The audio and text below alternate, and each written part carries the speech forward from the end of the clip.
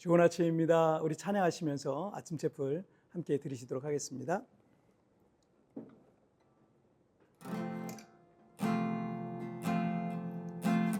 주의 보좌로 나갈 때에 어떻게 나가야 할까? 나를 구원한 주의 십자가 그것을 믿으며 가네.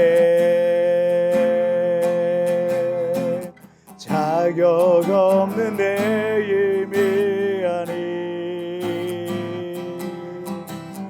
오직 예수님의 보혈로 자격 없는 내 힘이 아니 오직 예수님의 보혈로 십자가의 보혈 완전하신 사랑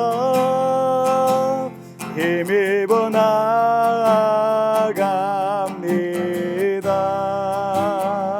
십자가의 보혈 완전하신 사랑 힘입어 예배합니다.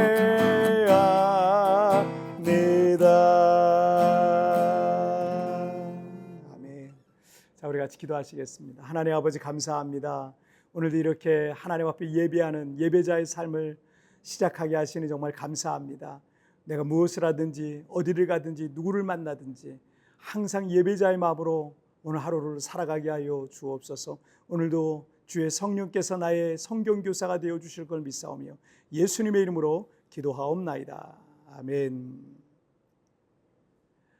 오늘 우리에게 주신 하나님의 말씀은 시편 106편 1절부터 5절까지의 말씀 제가 봉독해 올리도록 하겠습니다.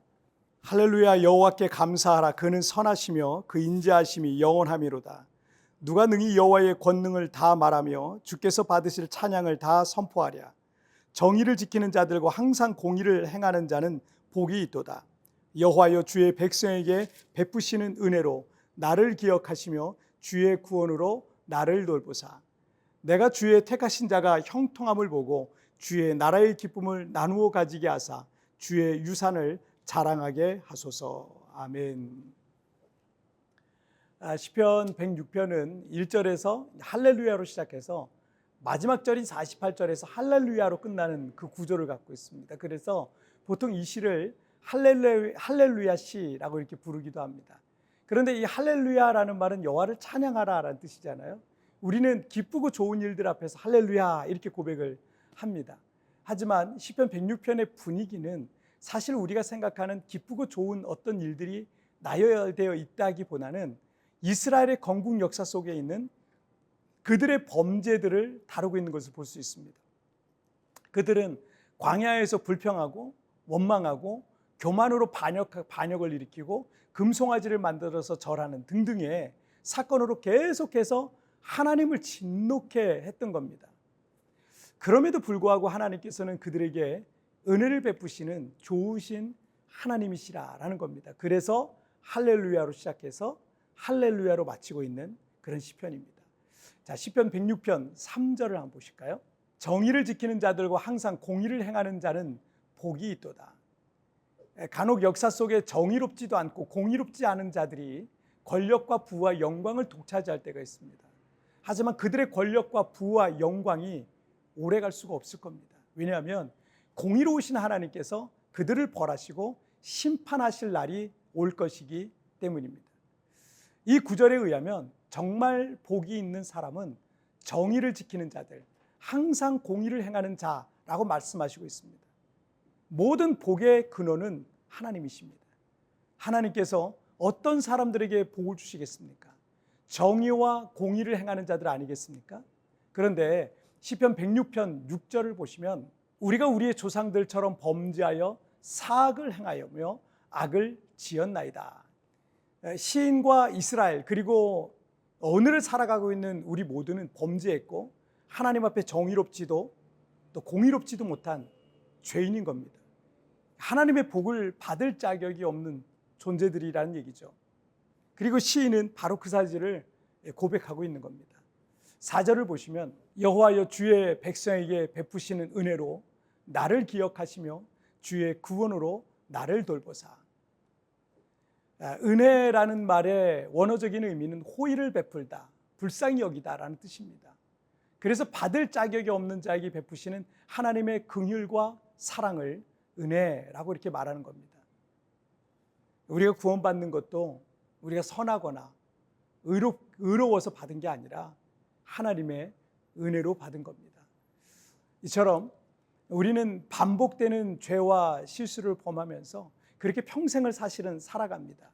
그러니까 하나님 앞에 부끄러워서 회개하고 또 후회하고 결단하고 또 결단하지만 그 죄가 얼마나 끈질긴지 우린 평생 그 죄와 싸우고 또 싸우며 그리고 후회하고 회개하는 일을 반복하고 있는 겁니다.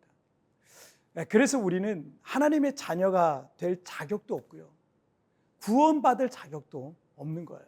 그런데 우리가 하나님의 그 은혜와 사랑을 받을 수 있는 두 가지 조건이 있다면 첫째는 우리가 주님의 백성이라는 거예요.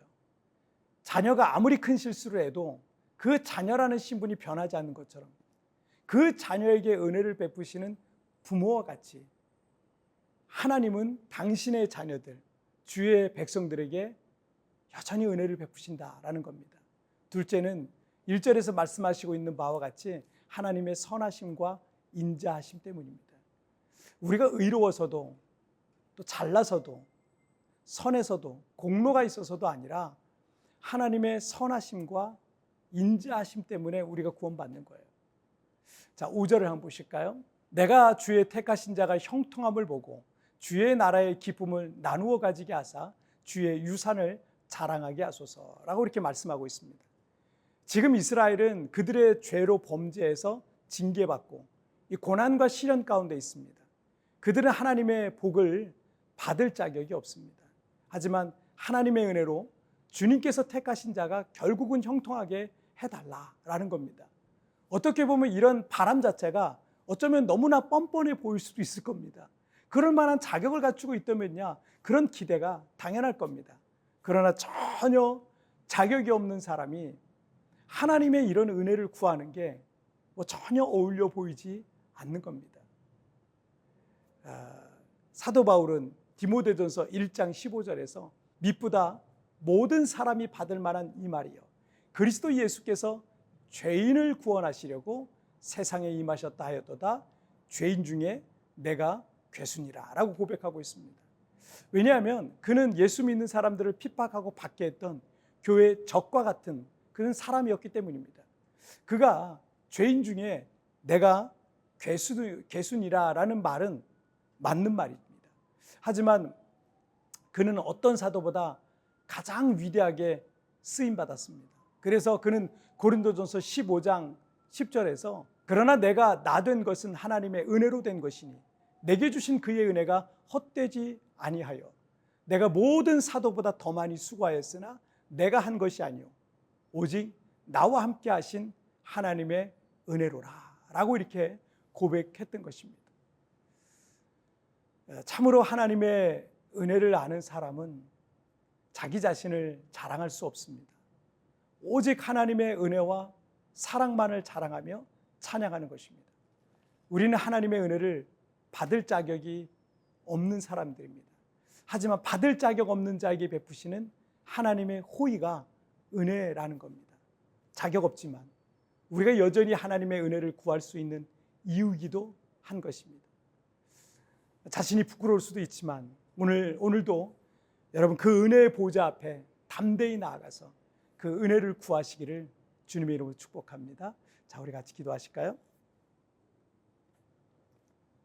살아계신 하나님 아버지 감사합니다. 자격 없는 자에게 베푸시는 하나님의 은혜를 오늘 본문을 통해서 우리에게 말씀하시고 계시는데 아무리 눈 씻고 봐도 하나님 앞에 자랑할 만한 것도 하나님이 예뻐하실 만한 것도 없는 연약하고 부족한 존재들입니다. 과거 이스라엘 백성이 그랬음에도 불구하고 그가 하나님의 은혜를 구할 때 하나님은 그들에게 넉넉한 은혜를 주셨듯이 오늘도 자격 없는 내가 하나님의 은혜를 구합니다. 오늘도 그 하나님의 은혜를 구하는 사랑하는 성도들의 각 가정마다 생업과 삶의 현장마다 하나님 은혜를 베풀어 주옵소서. 주님의 놀라운 은혜가 임하는 오늘 귀한 날이 되게 하여 주옵소서. 감사하며 예수님의 이름으로 기도하옵나이다. 아멘. 뒤편에 나오는 오늘의 묵상 보시면서 개인적으로 묵상하시고요. 짧게라도 뜨겁게 기도하시면서 오늘 하루 주님과 동행하시길 바랍니다. 내일 우리 금모리 채플에서 뵙겠습니다. 여러분 승리하세요. 자신이 부끄러울 수도 있지만 오늘도 그 은혜의 보좌 앞에 담대히 나아가 그 은혜를 구하시길 바랍니다. 자격이 없는 것 같지만 주님의 자녀로서 은혜의 보좌 앞에 나아갑시다.